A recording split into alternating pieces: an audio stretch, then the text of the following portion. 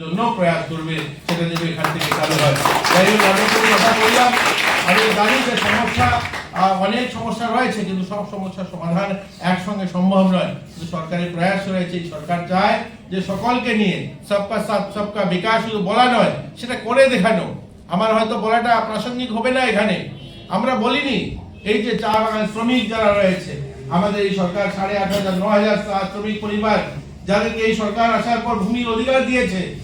অনেক রাজনীতি হয়েছে এখানে, জানি অনেকরাই অনেক রাজনৈতিক দলের হয়তো ফলোয়ার ছিলেন। অন্ন, বস্ত্র, শিক্ষা, স্বাস্থ্য, বাসস্থানের অনেক স্লোগান দেখেছেন, কেউ করে দেখায়নি। আমাদের রাজ্যে যারা শত বছর ধরে বসবাস করে তাদেরকে 1 ছটাক জমি দেওয়ার কাজ করেননি। বলেছেন তাদেরকে শ্রমিক আন্দোলনের নাম করেছেন, স্লোগান দিয়েছেন, বলেছেন শ্রমিক মেহনতি মজদুরের জন্য লড়াই করছি। অথচ যেহেতু এই কথাটা আমি বলছি, আমি চণ্ডীপুর বিধানসভা থেকে এসেছি, এই রাজ্যে সবচেয়ে বেশি চা বাগান, ওখানে চা শ্রমিকরা বসবাস করে। এরকম 8,000 পরিবার চা শ্রমিক রাজ্যে রয়েছে, 1 ছটাক জমি দেওয়ার ব্যবস্থা করেননি। এই মানুষগুলো শত বছর ধরে রাজ্যে থাকে। এই সরকার আসার পর 3,000 চা শ্রমিক পরিবারকে জমি দিয়েছে। শুধু বলেননি, আমাদের মুখ্যমন্ত্রী প্রফেসর ডক্টর মানিক সাহেব শুধু বলেন না, করে দেখিয়েছেন। আমি যতগুলো কথা এখন পর্যন্ত বলেছি, আমরা করব বলিনি, সবগুলো করে আমরা দেখিয়েছি।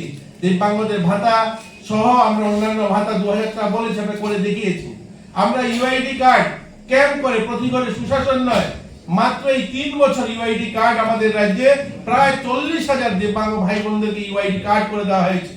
আর 4টা আমাদের ডিডিআরসি ছিল, আজ 8টা ডিডিআরসি তে অলমোস্ট কমপ্লিট কাজ। সবগুলো ডিডিআরসি ফুল পেজে শুরু হয়েছে, যেখানে আমাদের ভাই বোনেরা একটা সময় ধলাইতে, গন্ডাছড়া, রাইমাবেলির থেকেও আপনাকে আসতে হতো আগরতলাতে তাদের ইউআইডি কার্ড বানানোর জন্য।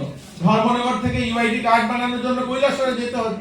আজ প্রত্যেকটা জেলায়, 8খানা জেলা, শুধু ঘটনা হয়নি, 8খানা জেলাতে আমাদের ডিডিআরসি কমপ্লিট ফুল ফেসে চালু হচ্ছে, সেখানে আমাদের ইউআইডি কার্ড করতে পারবে। আমরা ইউআইডি কার্ড বানানোর জন্য দিব্যাঙ্গ ভাই বোনদের জন্য বহুবার আমরা ক্যাম্প করেছি, ক্যাম্প করে তাদেরকে কার্ড করে দিয়েছি।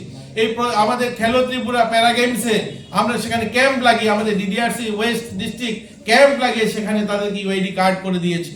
আমরা এবার ক্যাম্প লাগিয়ে 3,000 লোককে ভাতা দিয়েছি। শুধু আমরা বলিনি, এগুলো করে দেখিয়েছি।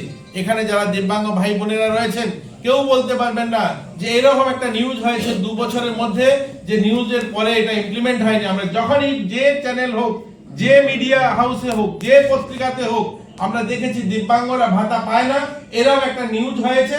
আমাদের দপ্তরের লোক সেখানে খোঁজ করে গিয়ে আমরা তার ভাতার ব্যবস্থা করে দিয়েছি।